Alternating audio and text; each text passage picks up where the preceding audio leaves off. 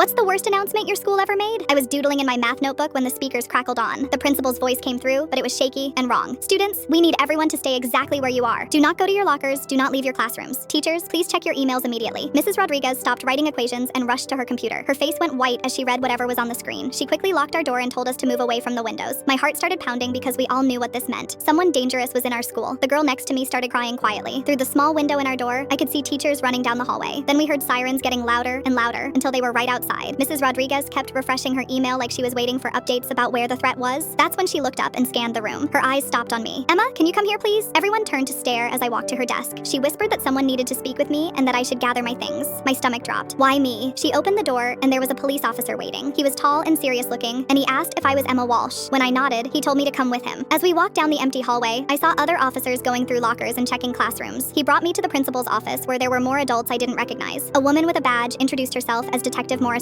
She asked me to sit down and wanted to know about my relationship with my older sister Katie. I told her Katie was in college and we texted sometimes. The detective asked when I last heard from Katie. I said she called me 3 days ago to complain about her roommate. Then she asked if Katie had ever mentioned feeling angry at our school or wanting to hurt anyone here. I told her no, that Katie graduated 2 years ago and barely thought about high school anymore. That's when Detective Morrison showed me her phone. On the screen was a text message from Katie's number sent to the school's main office that morning. It said there was a bomb hidden somewhere in the building and that everyone had 30 minutes to find it before it went off. I stared at the message and told them Katie would never do something like that. She was studying to be a teacher. She loved kids. But the detective said the threat came from Katie's phone and they'd already sent officers to her dorm room to arrest her. They let me call my parents and my dad arrived 20 minutes later. His face was gray and he looked like he'd aged 10 years. He hugged me and said Katie was in trouble, but that everything would be okay. We drove home in silence while police cars raced past us toward the college. When we got home, my mom was pacing in the kitchen with her phone pressed to her ear. She was talking to a lawyer and crying. She hung up when she saw me and pulled me into the tightest hug of my life. I asked if Katie really sent that message. My dad sat me down and explained that Katie had been struggling with depression and had stopped taking her medication. She'd been acting strange for weeks, skipping classes and saying weird things about how unfair life was, but they never thought she'd do something like this. I ran upstairs to Katie's old room. It still had her high school photos on the walls and her graduation cap hanging on the door. I couldn't believe my sister, who used to help me with homework and drive me to soccer practice, had threatened to blow up our school. My phone buzzed with a text from Katie's number. Emma, I'm so sorry. I never meant for this to happen. I just wanted them to take me seriously for once. There was never a bomb. I just wanted someone to listen. I showed my parents the message and my mom collapsed into a chair. My dad called the lawyer back. Later that night, we found out Katie had been arrested and charged with making terrorist threats. She was looking at 5 years in prison for a text message she sent during a mental breakdown. I kept staring at her graduation photo where she's smiling and holding her diploma. The same person who taught me how to braid my hair had just destroyed her entire future with one stupid message.